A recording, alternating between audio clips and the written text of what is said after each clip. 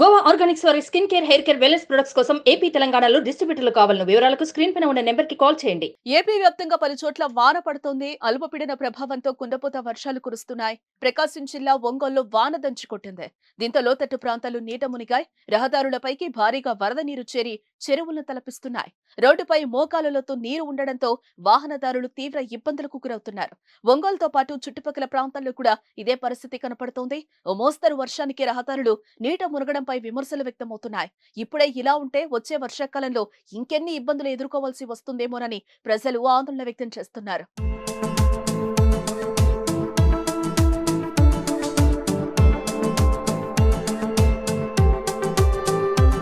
ఆగ్నేయ అరేబియా సముద్రం ఆనుకుని ఉన్న కేరళ నుంచి మరఠ్వాడా వరకు విస్తరించిన ద్రోణి ఇప్పుడు దక్షిణ అంతర్గత కర్ణాటక నుంచి తూర్పు విదర్భ వరకు సముద్ర మట్టానికి సగటున 0.9 కిలోమీటర్ల ఎత్తు వరకు విస్తరించి ఉంది. ఈ ప్రభావంతో ఏపీలోని పలు ప్రాంతాల్లో వర్షాలు కురుస్తాయని వాతావరణ శాఖ సూచించింది. నేడు పార్వతీపురం, మన్యం జిల్లా, అల్లూరి, అనకాపల్లి, కృష్ణా, కర్నూలు, నంద్యాల, అనంతపురం, సత్యసాయి, వైఎస్ఆర్, అన్నమయ్య, చిత్తూరు, తిరుపతి జిల్లాల్లో అక్కడక్కడ పిడుగులతో కూడిన తేలికపాటి నుంచి మోస్తరు వర్షాలు కురిసే అవకాశం ఉందని వాతావరణ శాఖ హెచ్చరించింది. మరోవైపు దేశ ప్రజలకు వాతావరణ శాఖ చల్లని కబురందించింది.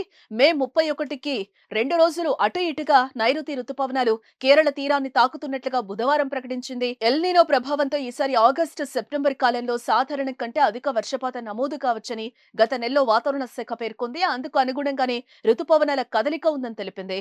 వాతావరణ ప్రకటనతో రైతులు ఆనందం వ్యక్తం చేస్తున్నారు.